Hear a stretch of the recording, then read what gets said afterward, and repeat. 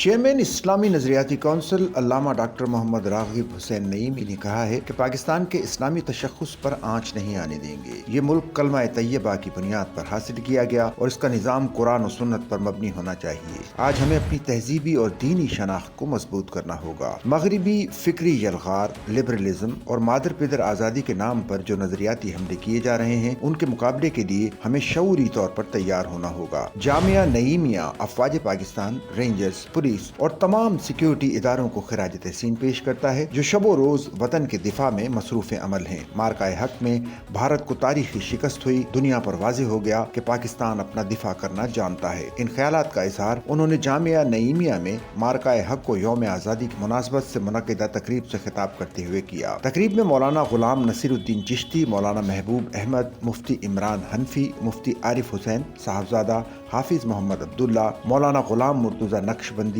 سمیت ادارے کے اساتذہ اور طلباء کی کثیر تعداد نے شرکت کی۔ تقریب کا آغاز تلاوت قرآن پاک اور نعت رسول مقبول صلی اللہ علیہ وآلہ وسلم سے ہوا۔ بعد میں قومی ترانہ پڑھا گیا جس کے دوران طلباء اور اساتذہ نے کھڑے ہو کر وطن سے محبت کا اظہار کیا۔ چیئرمین اسلامی نظریاتی کونسل علامہ ڈاکٹر محمد راغب حسین نعیمی نے اپنے خطاب میں مزید کہا کہ پاکستان کی دفاعی اور نظریاتی سرحدوں کے محافظ صرف افواج پاکستان نہیں بلکہ مدارس، جامعات، علماء، اساتذہ اور طلباء بھی ہیں۔ ہم سب کو مل کر اپنے اسلامی تشخص، عقیدہ ختم نبوت، دینی اقدار اور آئینی اسلامی دفاعات کا دفاع کرنا ہے اور وطن عزیز کے دفاع کو مضبوط سے مضبوط تر بنانا ہے۔ جشن آزادی صرف جھنڈیاں لگانے یا آتش بازی کرنے کا دن نہیں بلکہ یہ تجدید عہد کا دن ہے۔ اسلامی جمہوریہ پاکستان کو سیکولر بنانے یا دینی شناخت مٹانے کی ہر کوشش ناکام بنائی جائے گی۔ تعلیمی اور دینی اداروں کو چاہیے کہ وہ نئی نسل کو نظریہ پاکستان اور اسلامی اقدار سے جوڑیں۔ 14 اگست کا دن صرف جشن کا دن نہیں، یہ تجدید عہد کا دن ہے۔ ہمیں اپنی نسلوں کو وہ شعور دینا ہے جو پاکستان کی اصل پہچان سے جوڑتا ہے۔ پاکستان ہم سب کی امید، عزت اور بقا کی علامت ہے۔ تقریب کے اختتام پر ملک اور قومی سلامتی کے لیے خصوصی دعا کرائی گئی۔